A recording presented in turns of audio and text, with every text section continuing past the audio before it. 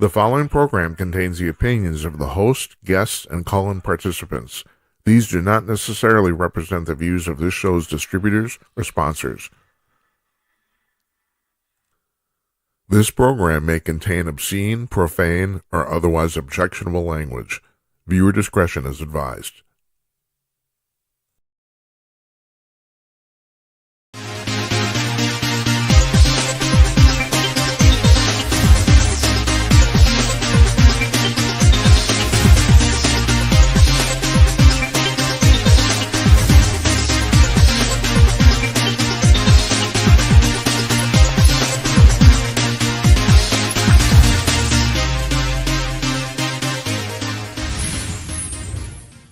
Howdy, hello, everybody. Coming to you cordless from glamorous Minneapolis. It's Thursday night, March 5th, 2026. I am Jim Peters.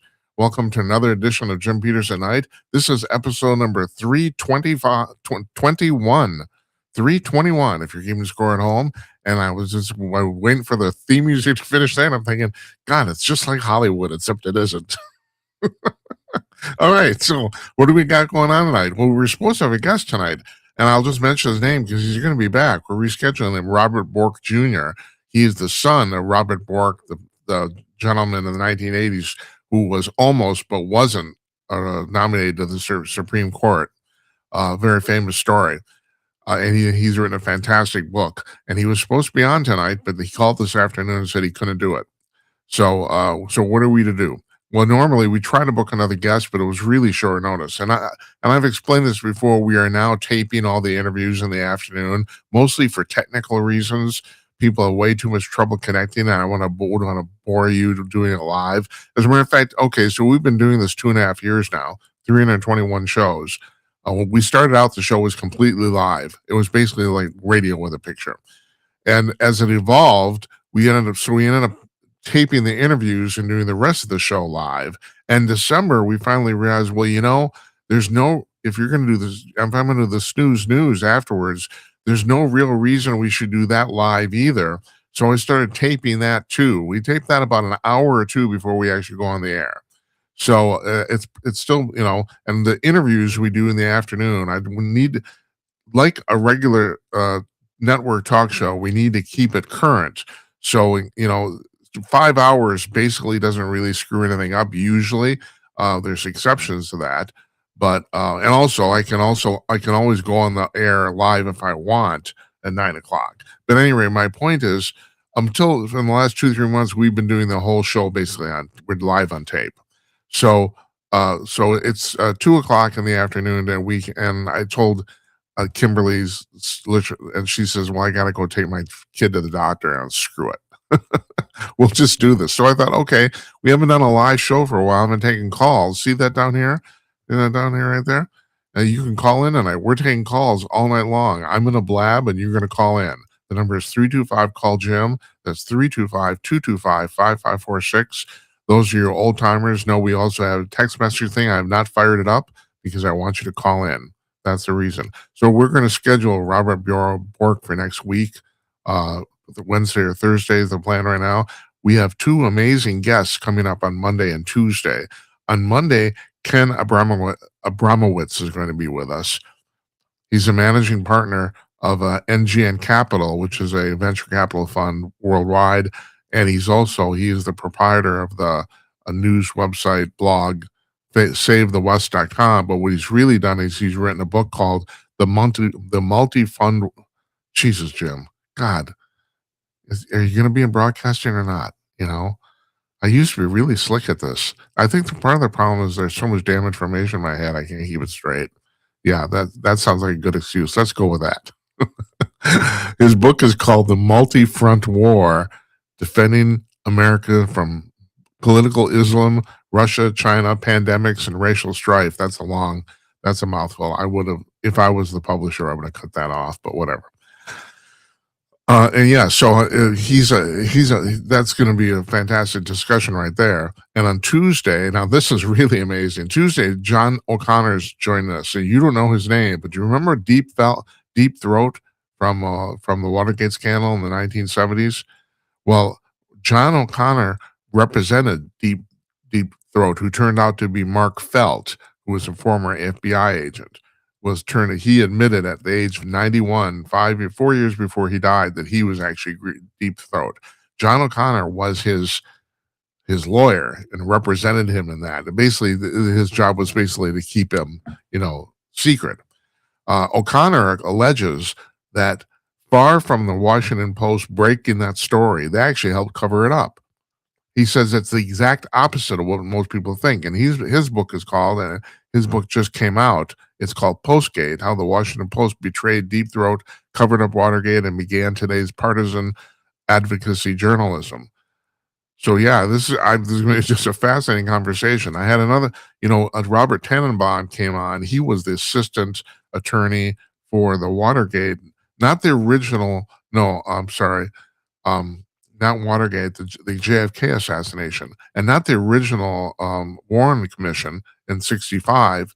He was the one in '78, which concluded and seems to completely get lost in history. But the second one concluded that it was a conspiracy theory, that there was more than one shooter in the plaza. And I've maintained that the entire time. There was more than one shooter in the plaza. At this point, I think it's pretty obvious, but whatever. You can argue with me, and you can call in and argue with me too. That's fine. 325, call Jim. So I just want a couple more show notes here. We are finally on Spotify. Finally, both the video and audio of the show is on Spotify. And Spotify can't do live broadcasting. So our show is posted there about 2 hours after it runs, live at 9 p.m. Eastern. And what they do, this is fantastic because I had such a hard time keeping up with this. If those of you who have tried to access the audio version of the show, audio only, it's woefully behind the video. But Spotify actually uses the video and strips the audio out, which is what we were doing anyway. And the reason it was so much work for us, we were stripping the audio out of the video and posting that as our audio podcast. And so now Spotify does it for us, which is very nice. So I'm very happy about that. And also, I mentioned this before, we're blowing up on TikTok, which is amazing considering the fact we can't actually run the show on TikTok. Not just because the show's too long, but also our video files are too big. So we can't show the show on TikTok. So we show little shorts, 2 to 4 minute excerpts.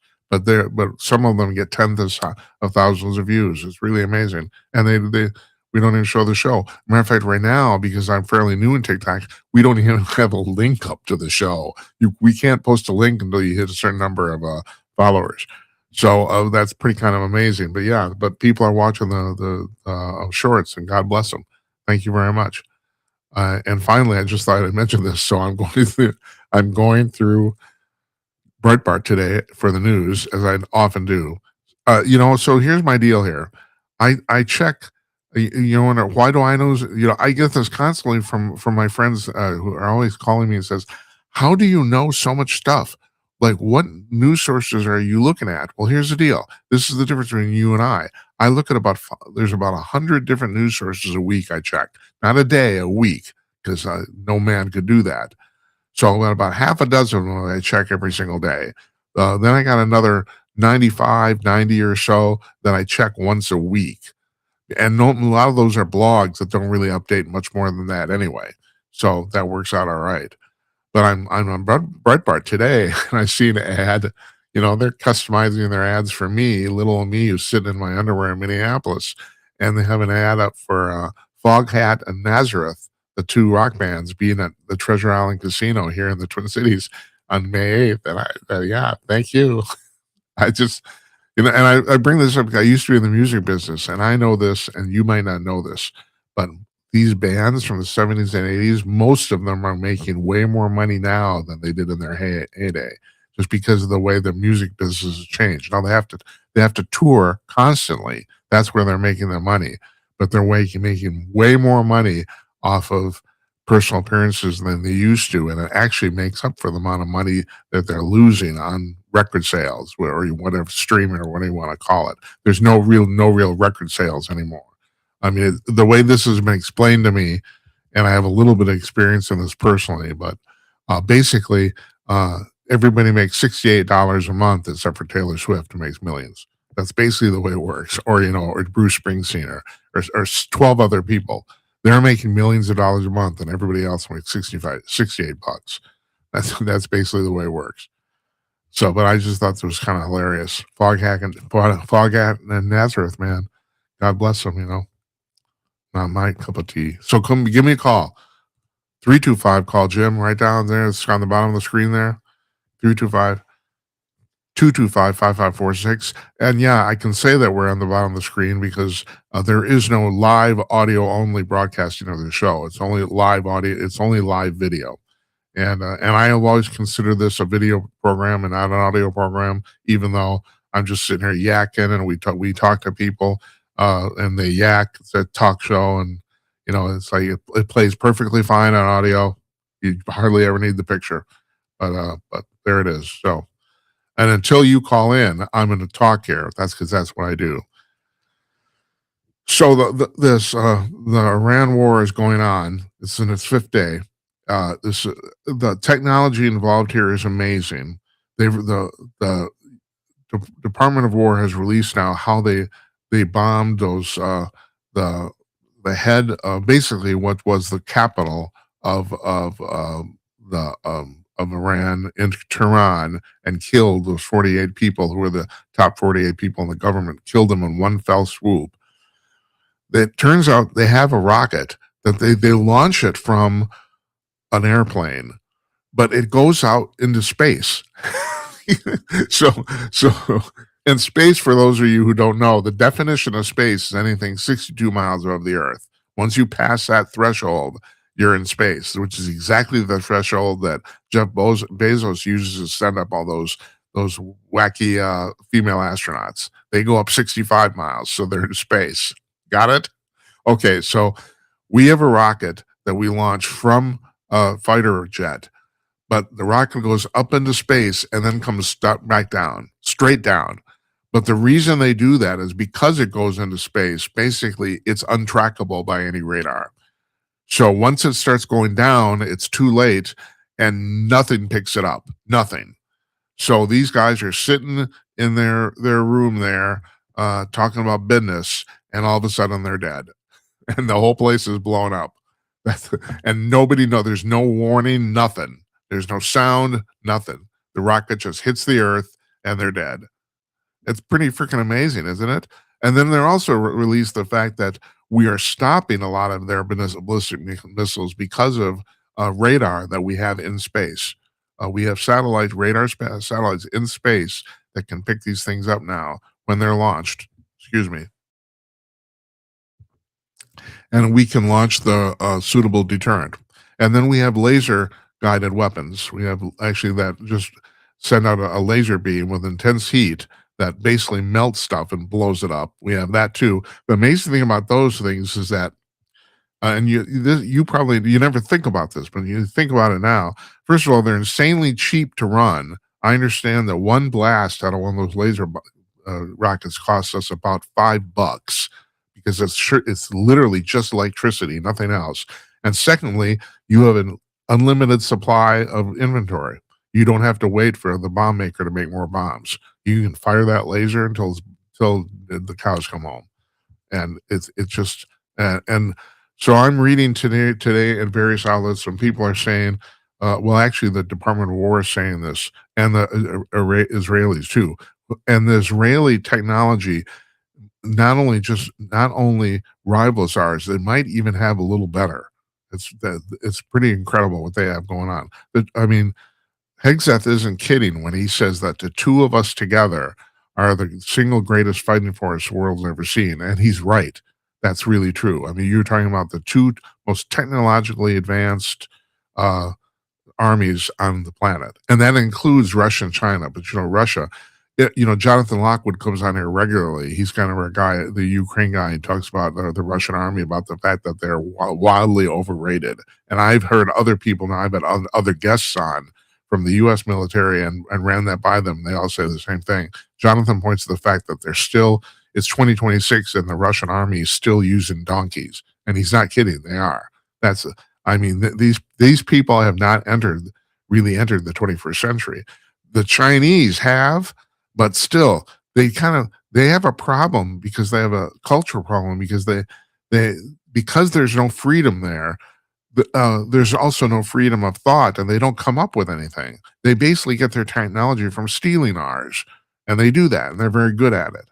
Oh, and speaking of stealing, that the one of the reasons. Speaking of stealing, so one of the reasons this hit on the Capitol complex in Tehran worked so well is that over the last few years, Mossad, which is the Israeli CIA, they have basically hacked virtually every single traffic camera in Tehran, in the whole city, like hundreds of thousands of them. They are getting the same feeds the traffic people in Tehran get.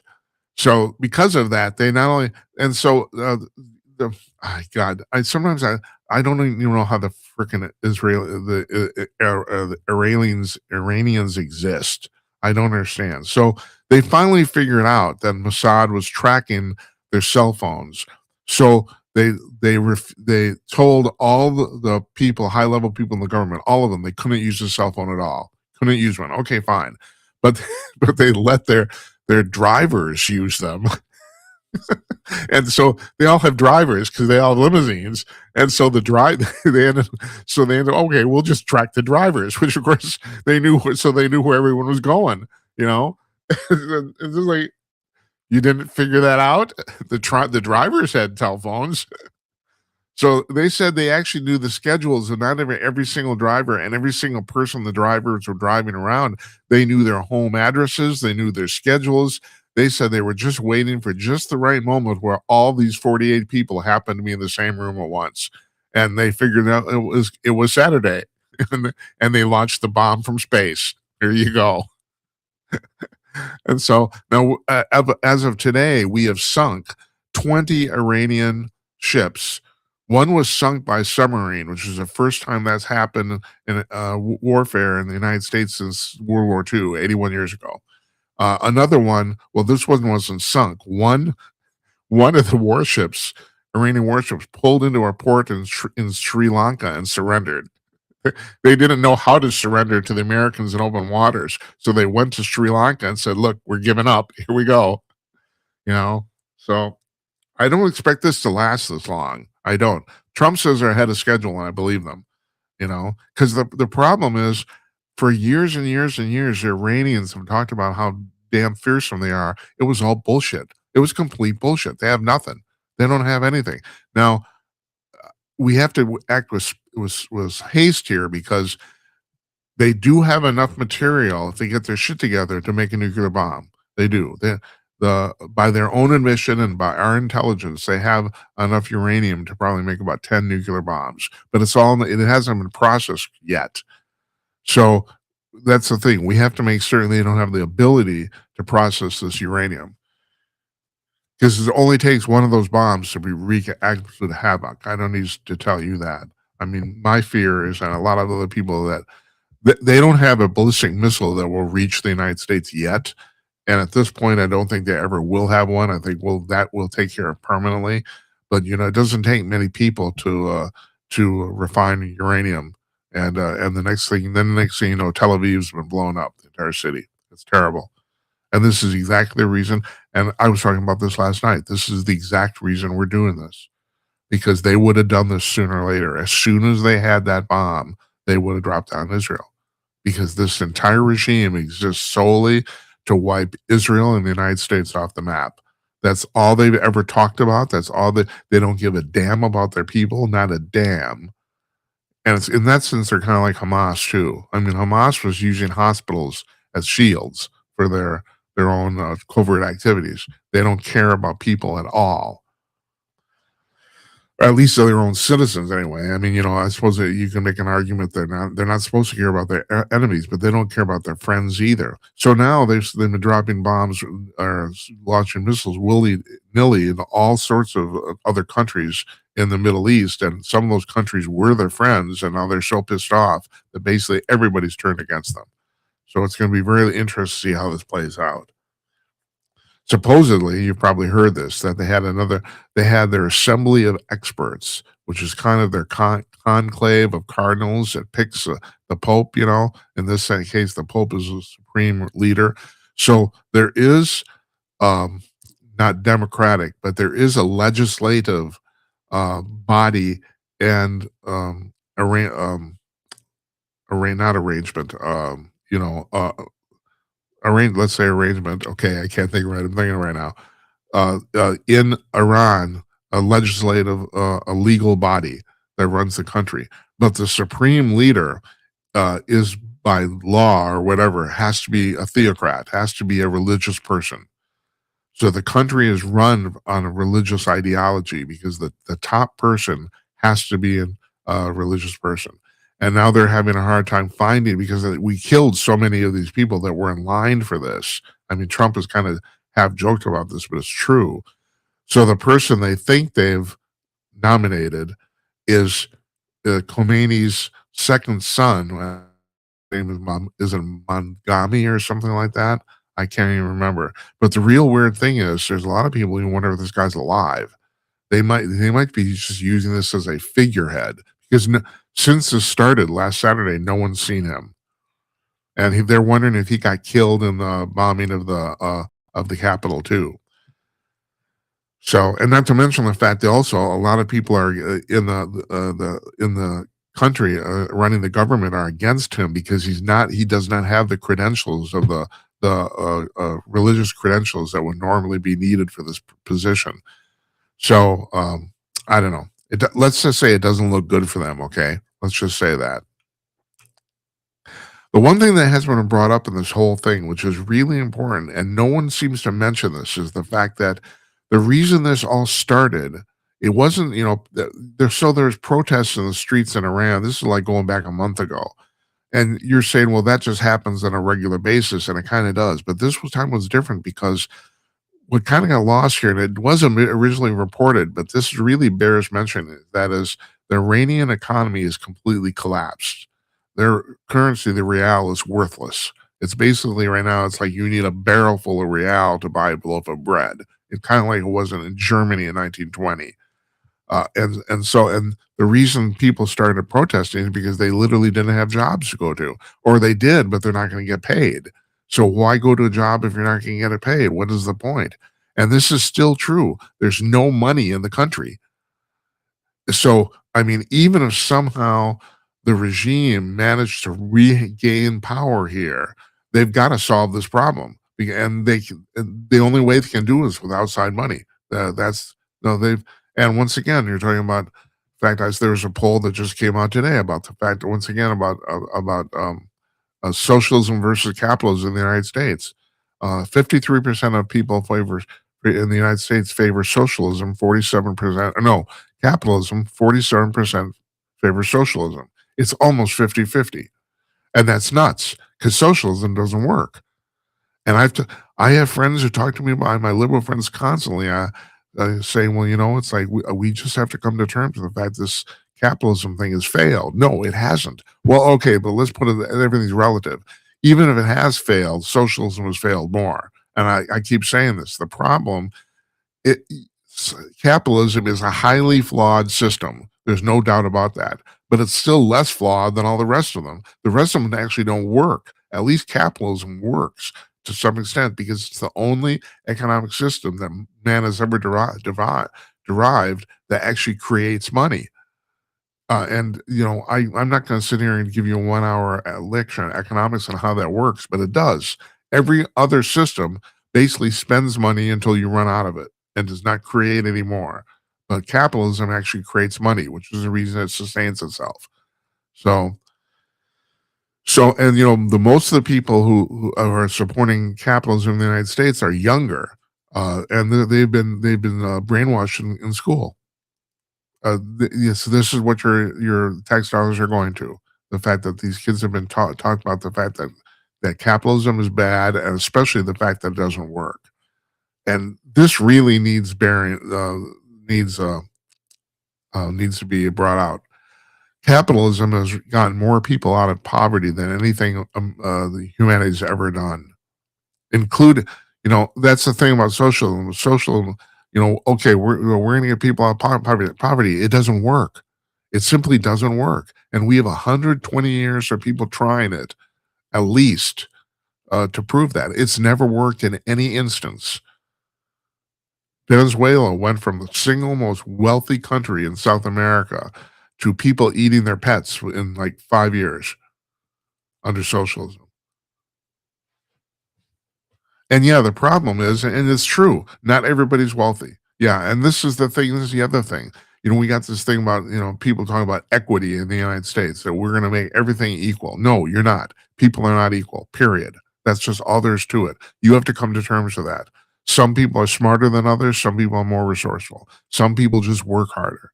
People are not equal. They aren't. There's this thing, I was talking about this last night, that Bernie Sanders now wants to take this idea from California about taxing all the billionaires 5% of their assets, not their income, their assets, and and bringing that to the national level. Well, there's a reason Elon Musk has more money than you. His company launched 199 rockets into space last year. That's the exact number, actually, 2025, 199. Did you do that? No. No, you didn't. No.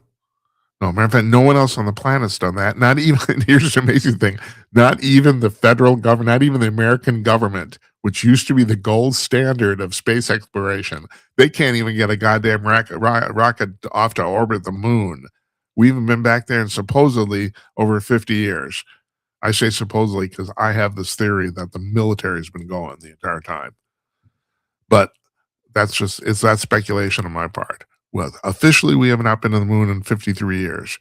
And so we're trying to go back, and now they've scrubbed like 9 launches in a row, and they scrubbed another one, and now they're waiting until April. It's unbelievable. They can't get their shit together. Meanwhile, Musk has a plan to put millions of Starlink satellites in orbit.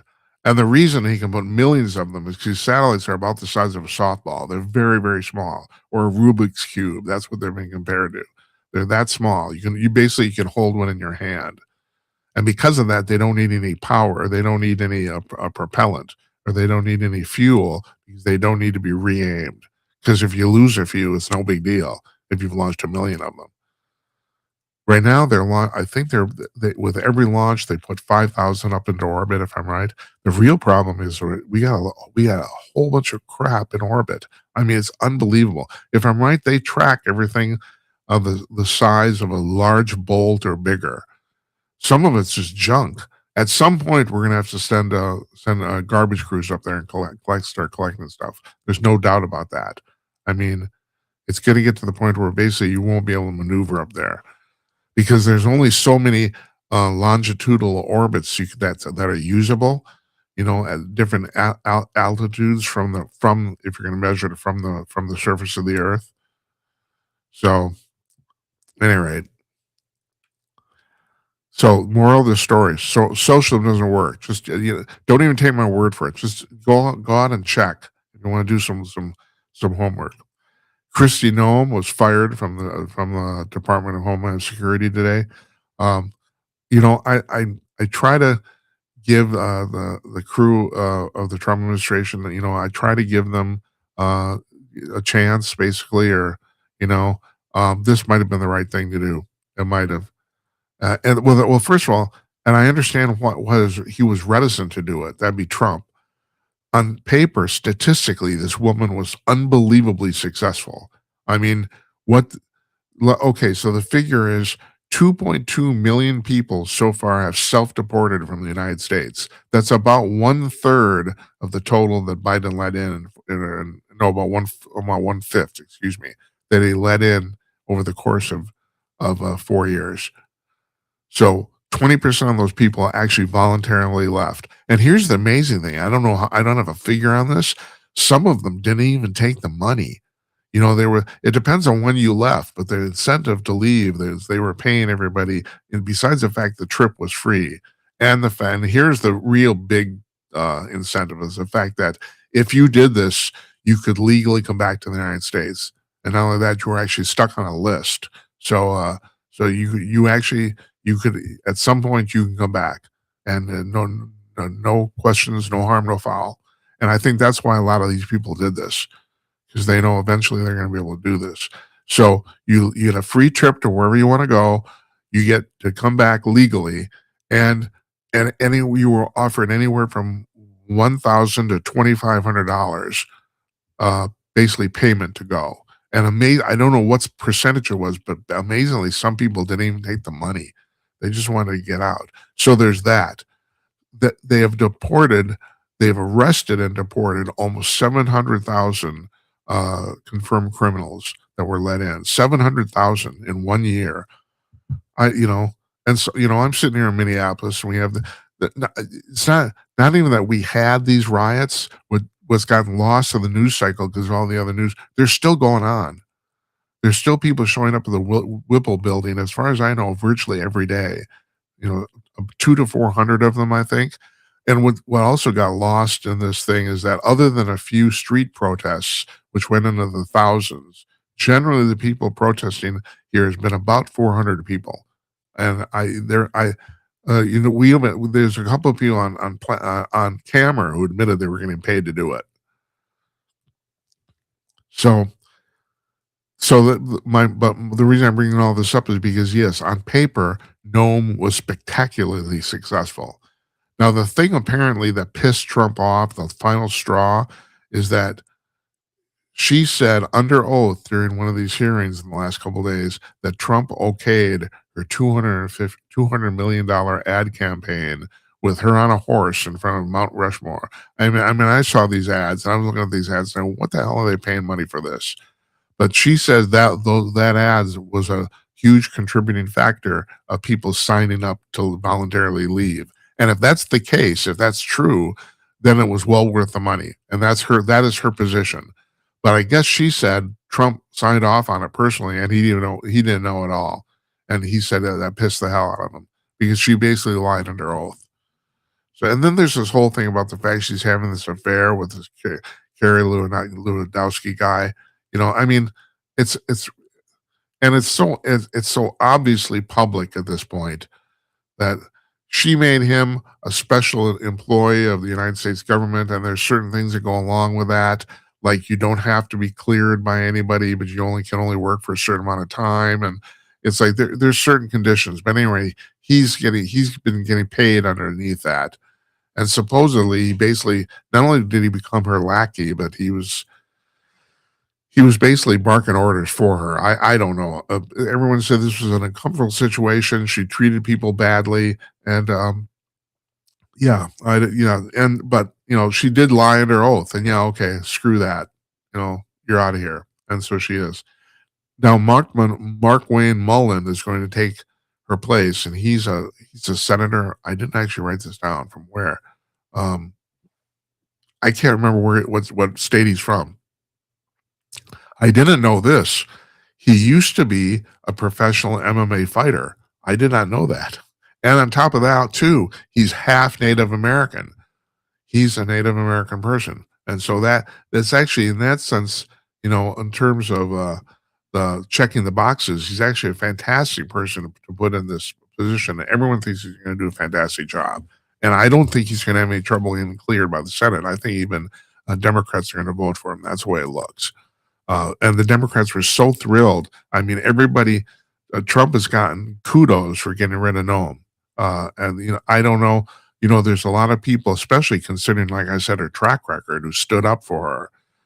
But Republicans, but the Democrats are really glad to see that she's gone. I think because of this, they will approve the DHS funding. I think that will satisfy them, the fact that he fired her. So we'll see about that too. That's going to be really, really interesting.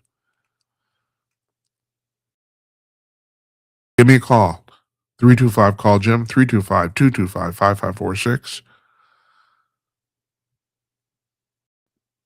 57% of all Americans say they want all illegal immigrants in the United States removed, all of them.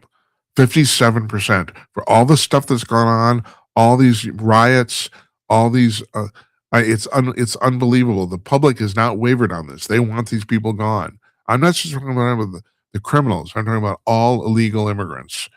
Want all of them, 57% of the public, this is a poll that just came out today, want all of them removed. And these polls have been taking, we've been taking them now for every couple of weeks or months, and the figures do not budge, no matter what happens in the news.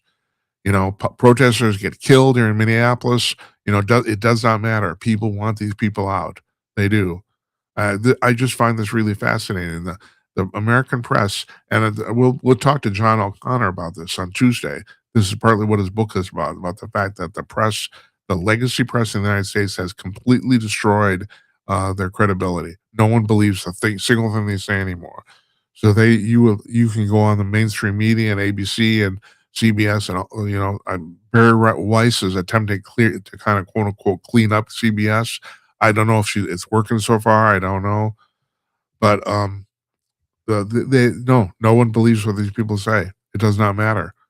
I just find this is absolutely amazing. There's a guy named James Fishbacks. I don't know if you've heard of him. I didn't hear him until yesterday, but I do know about kind of what the circles um, he's hanging out in. He's part of what's called the Groyper movement. I don't know if you heard about this. These are basically, I mean, I bitched and moaned about the crazy liberals for a long time about the fact that 20% of the Democratic Party is certifiably nuts, and that so far, up till now, the Republicans don't really have a version of that, and now we do. Now it's starting to raise its ugly head. The Groypers is basically a far right group of people. They're extremely anti-Semitic. They're uh, they're basically they too want to basically destroy the American government. It's up there coming from the other direction. That's the only difference. This is now this thing they are trying to do to the Republican Party what the crazy leftists are done to the Democratic Party, and we'll see if they succeed. But and then there's Nick Fuentes. He's another guy who's doing these people are all kind of in the same group. I don't know. I just I never thought heard yet another person today say the same thing. I never thought in my lifetime anti-Semitism would raise its ugly head ever again. I mean, and it appears. I think part of the problem is that these young people, and they are young, like even this Fishbacks guy and Fuentes. These people are generally under 30. They have completely lost touch with the history of the planet, about the fact that that the Nazis killed 6 million Jews, and they might know that as a fact, as a statistic in their head, but they don't understand the consequence of actually killing 6 million people for absolutely no reason whatsoever. I've said this my entire life, and I truly believe this, that I think that the reason people hate Jews is the same reason a lot of people hate gay men, and I think it's envy. The Jewish faith is probably the most pragmatic religion on the planet, and the Jewish people have a very, very functional society, and they've built a very functional civilization. I mean, people are talking about, okay, maybe 75 years ago, they stole the land for Israel. Here's my answer to that. It's too late. There's a natural statute of limitations for everything. It's the same with the decolonizing movement. Billie Eilish can complain about the fact that we stole Indian land, but her house is on Indian land. It's too late. That's all there is to it. But you look at what Israel did with Tel Aviv, which is one of the most vibrant cities on the planet, in just a relatively short period of time, 50 years. And you took a place that was basically dust and turned it into one of the largest, and not only that, one of the most incredible, successful cities on earth. And it's the same with gay men. I think gay straight men really have an complex when it comes to gay men. Because guess what? You can have sex anytime you want. Holy shit! And pretty much everybody wants to do it. You don't have to argue with a with a straight woman about about her headache. You don't have to do that. And you may think I'm kidding, but I'm actually not. I actually think that's part of what the whole deal was going on here. You know, Yeah, and we all know about that, don't we? Oh, man. Yeah, I was talking earlier, when we started the show about the fact that we do the show basically live on tape now, and every once in a while, something happens.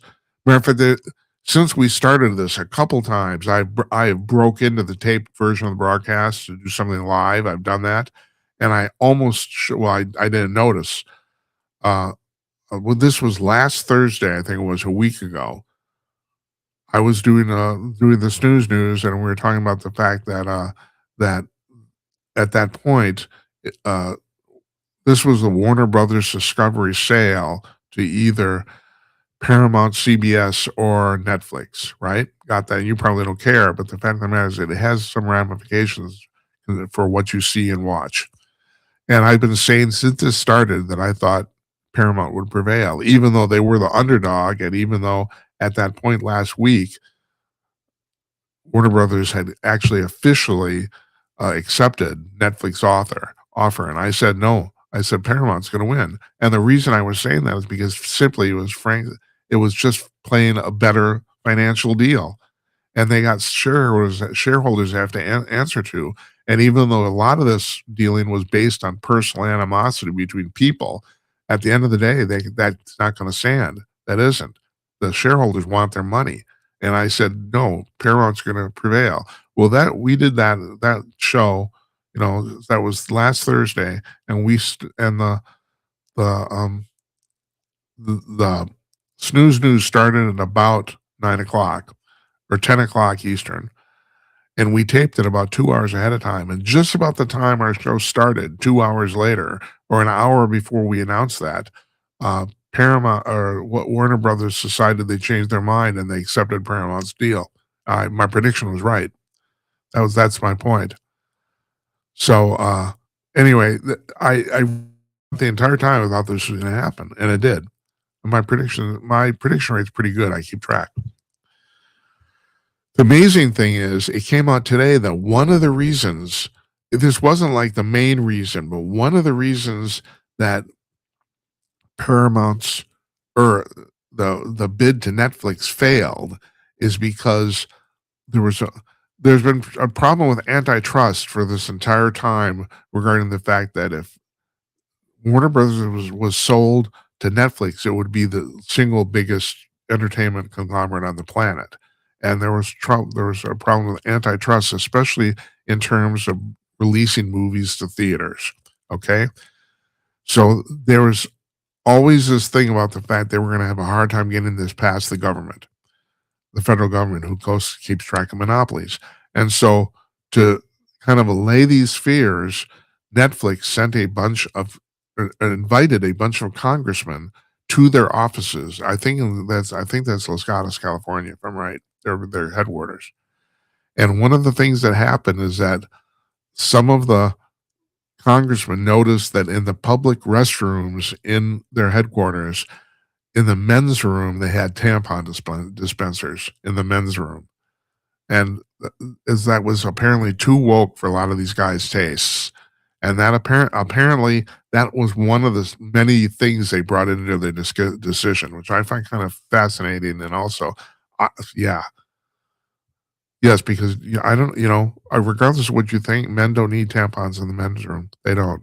That's that, you we can. I don't consider that an arguable point. Men don't need tampons. They don't. So at any rate, so yeah, the congressman went back to Washington and said, we're not going to approve this. This is bullshit. And I think that was one of the things that played into this. Kind of got lost in the news cycle. Here's another thing that kind of got lost in the news cycle too, covered up on the Iran war thing. And this is really important. Well, sorry about that. My apologies. I thought I turned my phone off.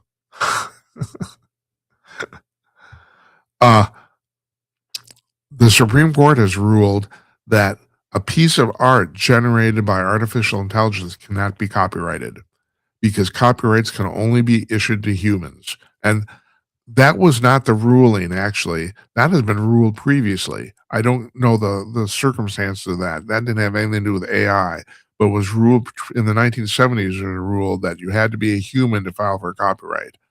You could otherwise you're gonna be issued. So they determined that AI and artificial intelligence cannot file for copyrights either. Now, the weird thing about this, and my friend Tim Conway brought this up. He's a film director. He's on the show. He comes on the show about once every 6 weeks, and we just screw around. He brought the point out. Well, the thing is, you have to write something into a prompt to actually get it to generate something. And and he said, and this is true, what you write into the prompt would be copyrightable because that's being written by a human. And it's so, and I thought the same. He didn't have to bring this up. I thought the same thing as soon as I heard about this. The image itself is generated by AI, but the stuff you use to generate the image, the information has to be inputted by a human. So I don't know. Tim said I sent this to Tim. He sent it, and he sent me an email back. He said, "Well, it's very simple. If you're trying to generate a movie by AI, you copyright the script because you have to enter the script into the prompt to get the AI to generate the movie, and that's absolutely true. If at some point, at some point, a human has to enter something into the system, and that whatever that human enters, that's copyrightable. But maybe the end result isn't. But still, I don't know. And the thing is, you're gonna you know cut fine points on that? I I don't know. There's a guy named William McClassland.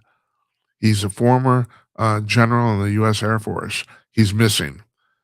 And the real amazing thing about this is that apparently he has a lot to do with UFOs and unidentified anomalous phenomena in the airport, in the Air Force. And he's been missing now for about a week, 10 days. No one knows where he is.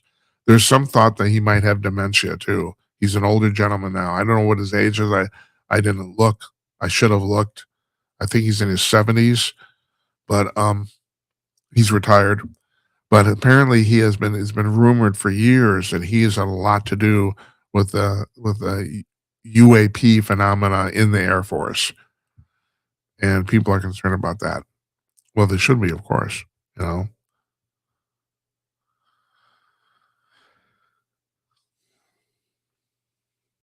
give me a call 325-225-5546. I thought we'd have some calls tonight. I guess not.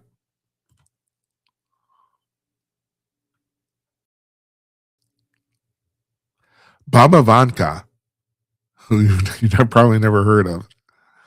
She's a woman who died in Bulgaria in 1996. She was blind. She was basically kind of considered a modern day Nostradamus because she predicted a whole bunch of stuff that ended up coming true.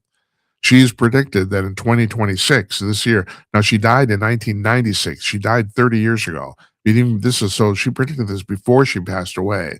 She said that in 2026, humans would actually end up acknowledging the existence of extraterrestrials. She said this, and that was her exact prediction. And in 2026, this year, this would happen, which is fascinating because there's some rumors around. I've talked about this on the show that rumors been going around the government, especially people who work in the White House, that says that President Trump already has a speech prepared to do this, and the prediction right now is that he's going to do it on July 9th, which is the 79th anniversary of the Roswell UFO crash, and that he's going to come out and say and spill the beans and say, yes, this stuff's actually been happening, and we're being visited by other people from other planets.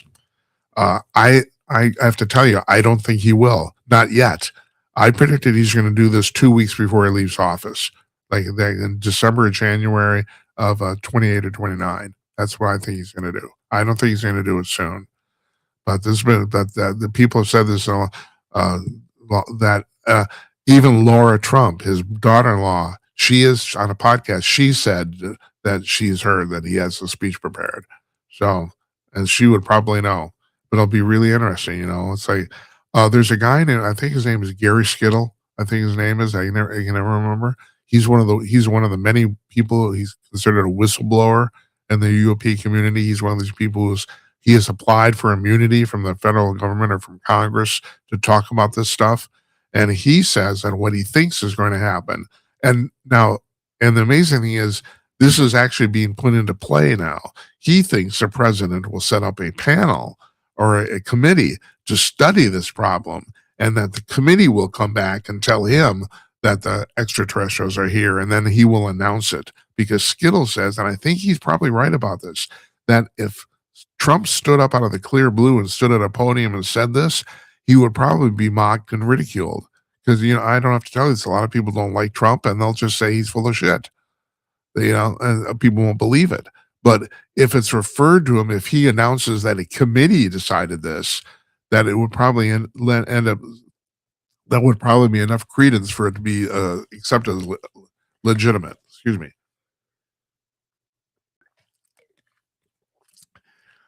And that committee is now being set up. That's the amazing thing. I don't think they can get their shit together before June or July, but that's supposedly what's happening. So that's really interesting. And I thought Skittle was onto something. I think he's right. So it'll be interesting. I don't. But anyway, Baba Vanga, who died in 1996, she predicted that this was going to happen this year. And there's a lot of other people who have been talking about this. I mean, you could say people are just kind of massaging this after the fact, but for about 7 or 8 years now, people have said that this is going to happen 26 or 27. And I don't know, there's supposedly people are in the know that there's a reason it's going to happen this year. It's something to do with internal politics at the Pentagon or something like that. I don't know. But anyway, I mean, people have been using this year for about 7 or 8 years now, been pointing at 26 or 27 and this happening, and it's 26 now. So, and finally, I tell you what, you guys didn't call, so screw you. I'm gonna talk about a story here. There's a woman. Her name is Tegan Barnes. She's in the UK, and she's basically a sex worker. And she specializes. People pay her to rub newspapers on her naked body on camera. Yeah, I'm talking about printed newspapers. Apparently this is a fetish to some people, and she's come to specialize in this. So yeah, she takes the tabloids like the Sun and the Daily Mail and stuff like that, and she rubs them all over her naked body on camera, and people pay her to do that. And she said, here's her quote: "People have a fetish with newspapers, and they like the sound and the feel, and I've had to film some videos of me naked and rubbing newspapers all over me. The print comes off, which is not great." Nope, I bet it isn't. I'm glad I don't have to do that. Nobody would pay for that anyway. They'd probably pay me to stop. That's right. Don't do that on camera. Maybe I should do that for a show. Just the chest part. So nobody. Oh God Almighty! Nobody sees me anyway. So from the waist up anyway here. So whatever. Okay, so you guys didn't call. F you. Monday, like I said at the 50 minutes ago. Monday, Ken Abramovitz. His book is called The Multi-Front War. And Tuesday, John O'Connor, whose book, he was the guy who represented Deep Throat, and his book is called Postgate. And that's fascinating because he was there and he would know. But he contends that the Washington Post actually covered up Watergate more than it exposed it. So that's his contention. So we're going to have a good time talking to him. And then we should have Robert Bork Jr. on Wednesday or Thursday of next week. So that's what we got going on here. We're back to 4 nights a week now. For what we did the last 2 months, we did the January and February, we only did 2 nights a week. There's a reason for that. I'm not going to go into it. But we're back to 4 nights a week. That's starting this coming Monday. And I want to thank you guys for watching. Appreciate it. I can't thank you for calling because nobody did. I thought I sent out an email today to the usual suspects. I thought maybe we get some few people to call, whatever, but didn't happen. So, but I talked for 54 minutes. God bless me. Good night, Uncle Donnie, wherever you are, and good night to you, wherever you may be. I hope you folks have a nice weekend. Okay. Take care. We'll see you on Monday night.